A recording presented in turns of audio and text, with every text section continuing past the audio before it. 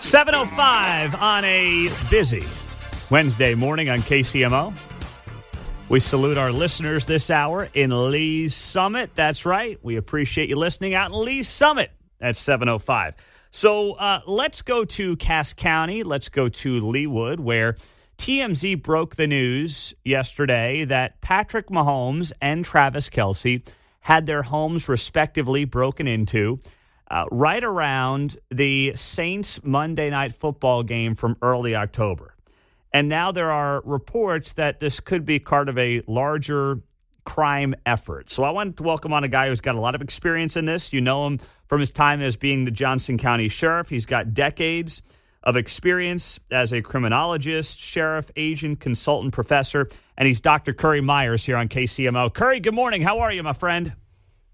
I'm doing well, Pete. It's always a pleasure. Thanks for having me on. Absolutely. So take me through the first thing when you're in law enforcement and you hear about these two guys having their homes hit. They're both in gated communities, different counties, different side of state line. What is your gut reaction, and what do you do to try to figure out if these two things are connected?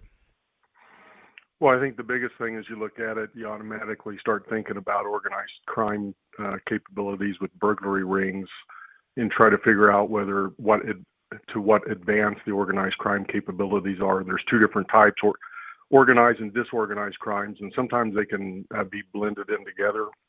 But in this particular case, you're certainly targeting high impact victims, high value victims.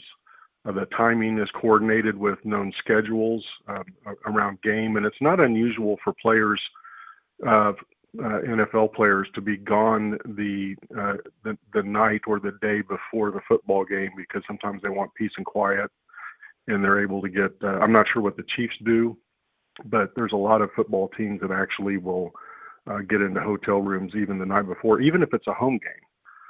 So the chances of them being cased is very possible, or cased meaning surveillances.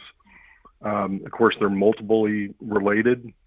They're strategic in the timing, which is always something that you look at with organized crime. And there seems to be, again, some level of planning and casing. What I noticed, though, is that even though I think it's organized crime, I would put it probably about a 70% chance of organized crime.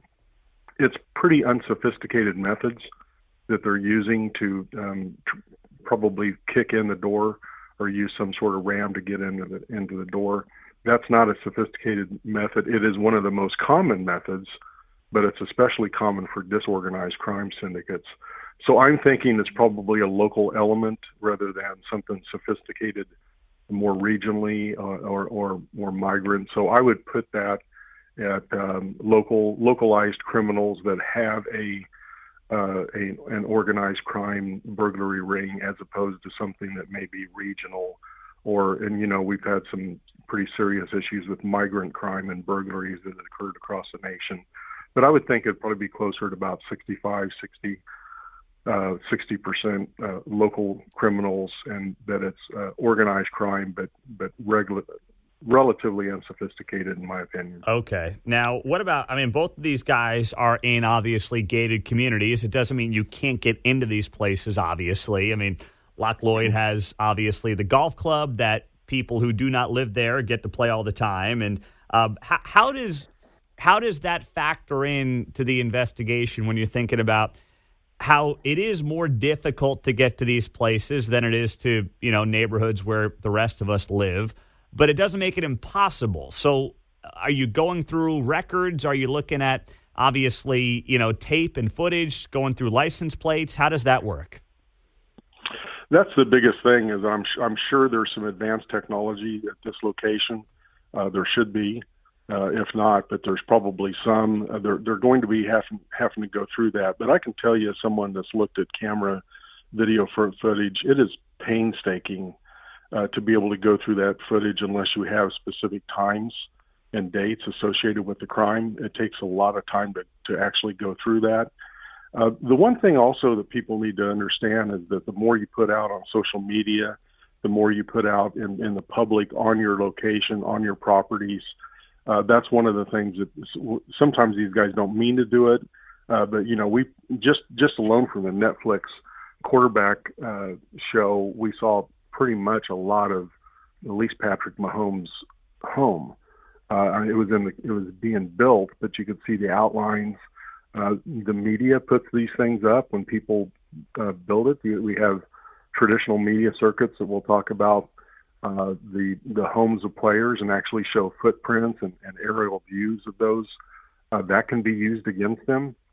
So they have to go through that, and I'm sure law enforcement's going to have to be vetting the opportunists that come onto the property. And so you have to look at that it could be home service workers, maintenance repair, contractors, cleaning services, lawn services, any kind of potential construction. And they may be allies of this burglary ring, or they may be somebody that doesn't realize that they're helping the burglary ring by talking about others.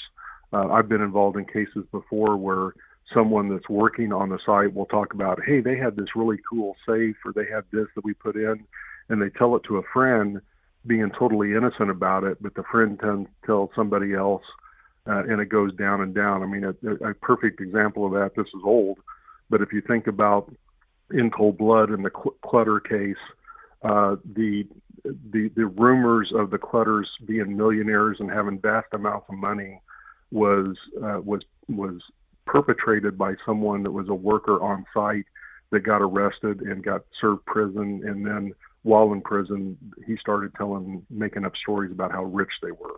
So that kind of methodology hasn't changed over time. Okay, all right. Dr. Currie Meyers is here. He is a criminologist, of course, former sheriff right here in Johnson County.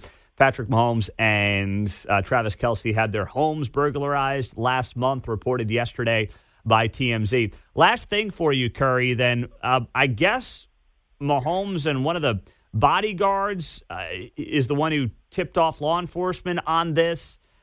The role of those individuals in cases like this is what? You talking about the bodyguards? Yes. Report and don't contaminate the crime scene. Those are the most important things that you can do. You also hope that they can be involved in strategic protection, not just protection of the principal, which in this case is Patrick and his family, but hopefully they're involved in the use of protection of that property and setting up crime prevention through environmental design standards and things that need to be done on the property, natural surveillance improvements, access control improvements, territorial reinforcements, those kinds of measures that are important. And I would recommend that they have a company that actually monitors the cameras, that has behavioral indicators in it. So when somebody's on the property, that alerts them, as opposed to having historic cameras that you can only go back and search. So unfortunately, in today's day and age, we have to have advanced camera systems. Burglary is the case closure rates for burglaries, unfortunately, is very low. This is a high profile, which may mean more resources associated with it, unfortunately, for others who are victims of burglaries. But it's not easy to solve a burglary case. Usually it's going to be somebody that's going to talk too much, get arrested, and they just solved a burglary ring about a month and a half ago, Kansas City, Missouri, about 2 months ago maybe, that was something similar. It was a localized organized crime burglary ring. All right. Well, we'll be following. Currie, thanks so much for the insight. We appreciate it, my man. Always a pleasure. All right. Have a great day. Currie Meyers, former Johnson County Sheriff on KCMO.